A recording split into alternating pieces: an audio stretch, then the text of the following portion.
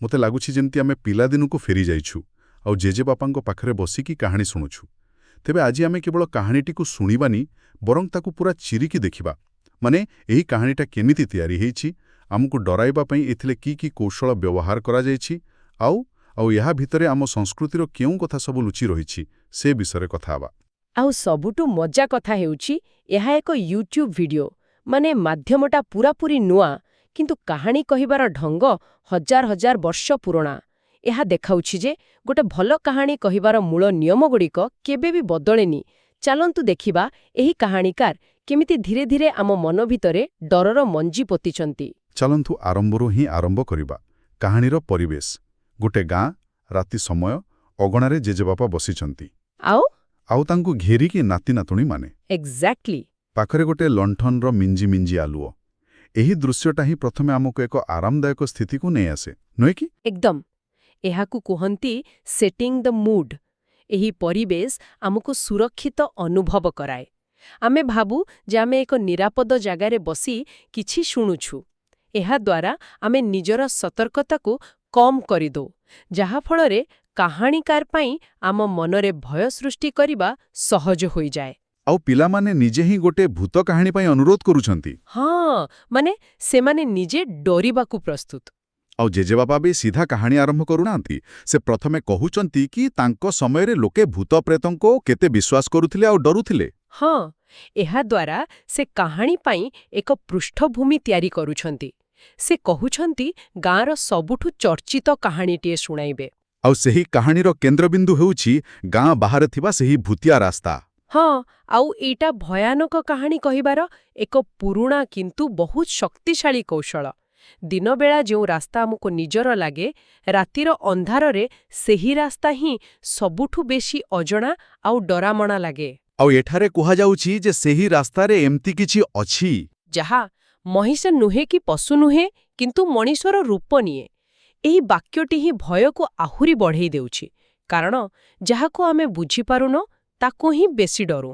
ହଁ, ଆଉ କାହାଣୀର ଆରମ୍ଭରୁ ହିଁ ବିପଦର ସଙ୍କେତ ଦିଆଯାଉଛି।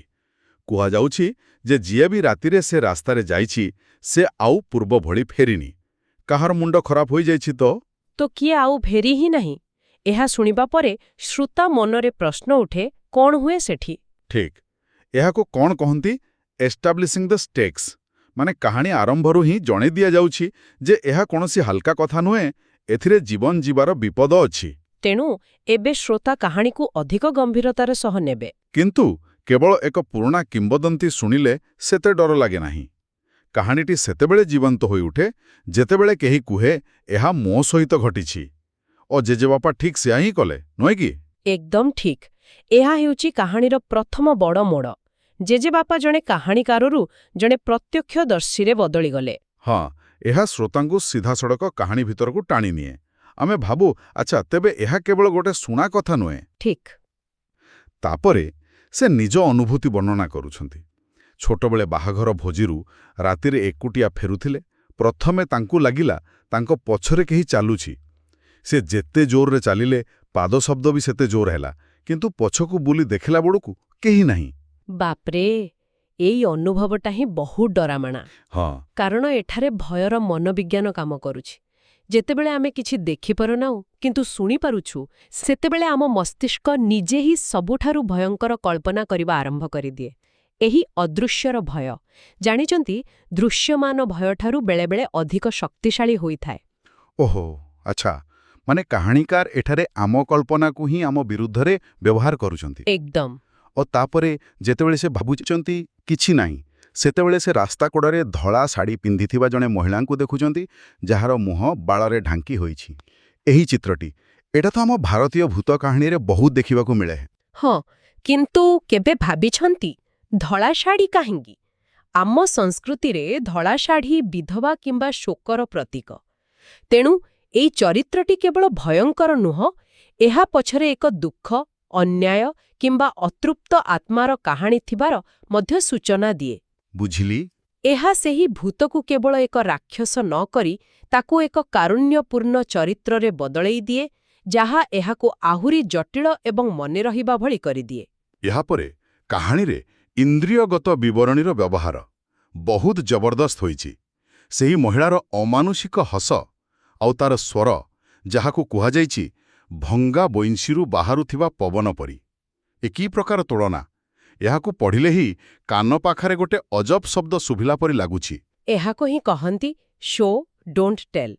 କାହାଣୀକର କେବଳ କହିନାହାନ୍ତି ଯେ ସ୍ୱରଟି ଡରାଉଣା ଥିଲା, ସେ ଏକ ଏପରି ଚିତ୍ରକଳ୍ପ ବ୍ୟବହାର କରିଛନ୍ତି ଯାହା ଆମ ମନରେ ସିଧାସଳଖ ଏକ ଅସ୍ୱାଭାବିକ ଏବଂ ଅପ୍ରୀତିକର ଅନୁଭବ ସୃଷ୍ଟି କରୁଛି।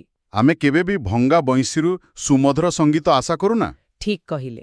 ଆଉ କ୍ଲାଇମ୍ୟାକ୍ସ, ଯେତେବେଳେ ସେହି ସ୍ତ୍ରୀ ଜଣକ ହଠାତ୍ ସାମ୍ନାକୁ ଆସିଯାଉଛି, ତାର ଚେହେରାର ବର୍ଣ୍ଣନା, ଆଖି ଦୁଇଟା ଜଳନ୍ତ ଅଙ୍ଗାର ପରି, ନାକ ଜାଗାରେ କଳା ଗାତ, ଓଠରୁ ରକ୍ତ ଝରୁଛି, ଏହି ବିବରଣୀ ଶୁଣିଲେ ହିଁ ଦେହ ଶୀତେଇ ଯାଉଛି। ଆଉ ଗୋଟିଏ କଥା ଲକ୍ଷ୍ୟ କରନ୍ତୁ, ସେହି ସ୍ତ୍ରୀର ନିଶ୍ୱାସକୁ ବରଫର ଖଣ୍ଡ ପରି ଥଣ୍ଡା ବୋଲି କୁହାଯାଇଛି। ଓହୋ! ଭୟ କେବଳ ଦେଖିବା କି ଶୁଣିବାରେ ନାହିଁ, ଏବେ ତାହା ସ୍ପର୍ଶର ଅନୁଭବକୁ ବି ଚାଲିଆସିଲା। ଅସ୍ୱାଭାବିକ ଥଣ୍ଡାକୁ ମୃତ୍ୟୁ ଏବଂ ଅପାର୍ଥିବ ଶକ୍ତି ସହିତ ଯୋଡ଼ାଯାଏ। ଆଉ ଶେଷରେ ମୁକ୍ତିର ଉପାୟ ବି ପୂରା ପାରମ୍ପାରିକ। ଗାଁ ମନ୍ଦିରର ଘଣ୍ଟି ଶବ୍ଦରେ ସେଇ ଦୁଷ୍ଟଶକ୍ତି ଧୂଆଁ ପରି ମିଳେଇଗଲା।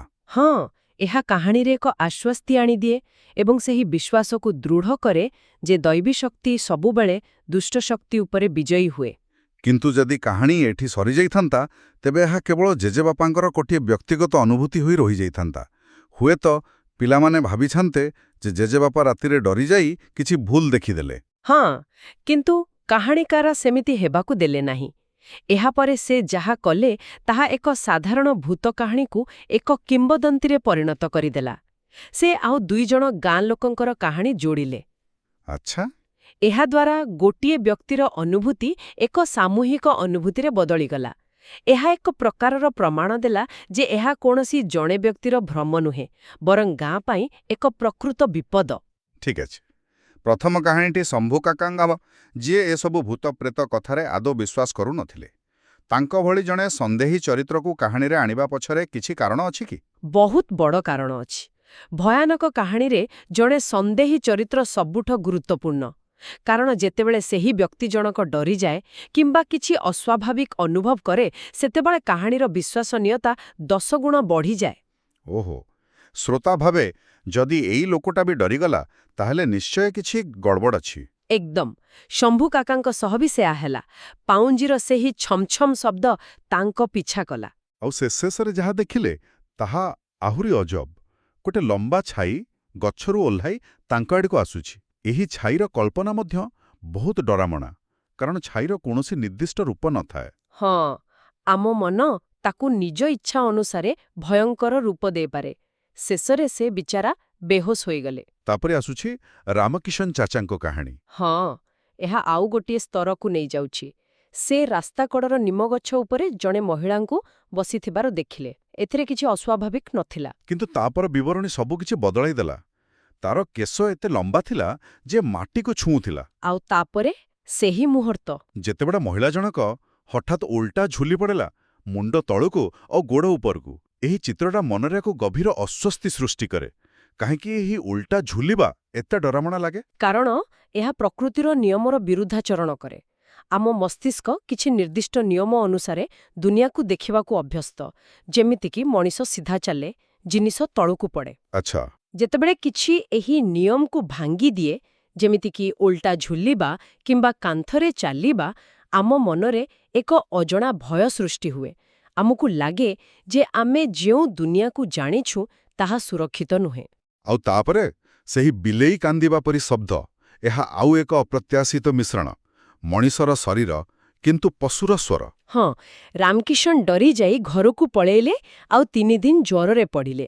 ଏହି ଶାରୀରିକ ପ୍ରଭାବ, ବେହୋସ ହେବା, ଜ୍ୱରରେ ପଡ଼ିବା, ଏହା ଦର୍ଶାଏ ଯେ ଏହା କେବଳ ମାନସିକ ଭୟ ନଥିଲା, ଏହାର ଶରୀର ଉପରେ ବି ପ୍ରଭାବ ପଡ଼ୁଥିଲା। ବୁଝିଲି। ମାନେ ଏହା ଘଟଣାର ଗମ୍ଭୀରତାକୁ ବଢ଼ାଇ ଦେଉଛି। ଏକଦମ। ଏହା କାହାଣୀକୁ କେବଳ ଏକ ଦେଖିବାର ଅନୁଭୂତିରୁ ଏକ ଅଙ୍ଗେ ନିଭେଇବାର ଅନୁଭୂତିରେ ପରିଣତ କରେ।